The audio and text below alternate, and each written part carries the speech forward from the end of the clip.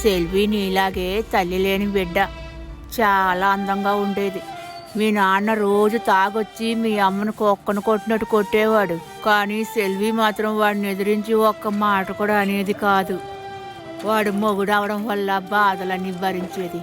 ఒకరోజు నువ్వు కడుపులో ఉన్నప్పుడు తాగొచ్చి కడుపు మీదే తన్నేశాడు.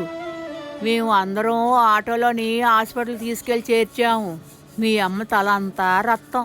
3వ వీధిలో ఉన్నవాడు పోలీస్ కంప్లైంట్ ఇచ్చాడు. పోలీసోడు వచ్చి అడిగితే మీ అమ్మేమని తెలుసా? నా మొగుడు నన్ను ఏమీ చేయలేదు, నేనే కాలుజాడి పడిపోయానని చెప్పింది. మమ్మల్ని అందరినీ పోలీసోళ్ళు తిట్టి వెనక తిరిగి వెళ్ళిపోయారు. దాంతో ఎందుకే ఇలా చేసావు అని అడిగాను. నేను బతుకుంటానో లేదో తెలీదు, కానీ నా బిడ్డ మాత్రం నాన్నెక్కడా అని అడుగుతుంది.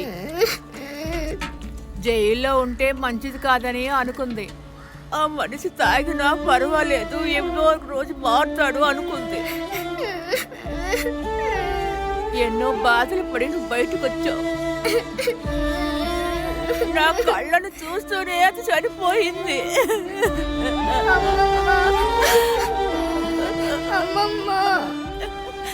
ఏంటమ్మా? మా అమ్మని చివరిసారిగా చూసింది ఈ కళ్ళతోనే కదా? అవునమ్మా.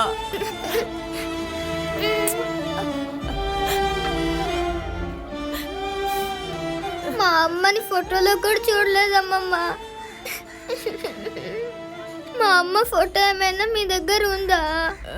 మీ అమ్మ ఫోటోవా? నేను మీ అమ్మ పంతులోళ్ళ ఇంట్లో కూలి పని చేసేవాళ్ళం. అప్పుడు వాళ్ళ ఇంట్లో ఫంక్షన్ పెట్టుకున్నారు. అప్పుడు నేను మీ అమ్మ ఫోటో తీసుకున్నాం.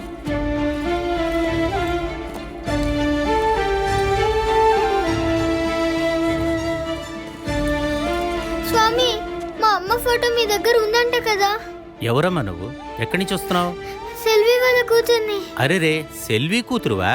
మీ ఇంటి ఫంక్షన్ లో కూడా పువ్వులు అమ్మే అమ్మమ్మ కూడా ఉంది కదా ఫోటోలో. ఆ ఫోటో ఇంట్లో ఉంది. నేనిప్పుడు పూజలో ఉన్నానుగా. ఇప్పుడు చూడటం కుదరదా? నువ్వు స్కూల్కి వెళ్ళిపోయి బెల్లు కొట్టంగానే ఇంటికి రా, నేను దాన్ని తీసిస్తాను. రే అశ్వత్, టైం ఎంత అయింది? 9 9 బావా. 9:30. ఉప్పు కప్పు రంబు నొక్క పోలిక నుండు. అమ్మ ఫోటో షాప్ లో పెట్టాలి. ఏం లేదు మిస్. రే అశ్వత్, టైం ఎంత అయింది? 2:30. 2:30? 10:30 అంట. 10:30? తినేసి వెళ్ళి మనం ఆడుకుందాం, సరేనా? రోజు అమ్మ ఫోటో పొద్దున్న చూస్తా.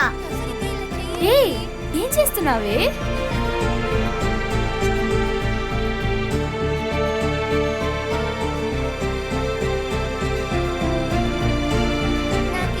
రే అశ్వత్, టైం ఎంత అయింది? పోవే.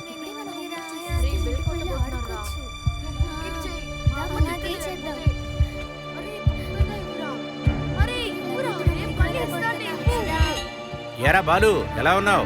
Good afternoon sir. బాగున్నాను. అయ్యో అన్న, తొందరగా కొట్టండి. మీరు ఎలా ఉన్నారు సార్? బాగున్నారా? నమస్తే సార్. అరే, తొందరగా బెల్ కొట్టండి అన్న.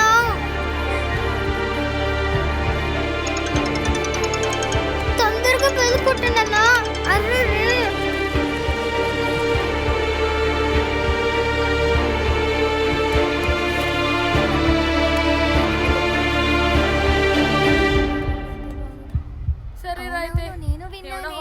కంప్లీట్ చేసుకోండి. రేపు టెస్ట్ సరిగా ఎవరైనా చదువుకోండి.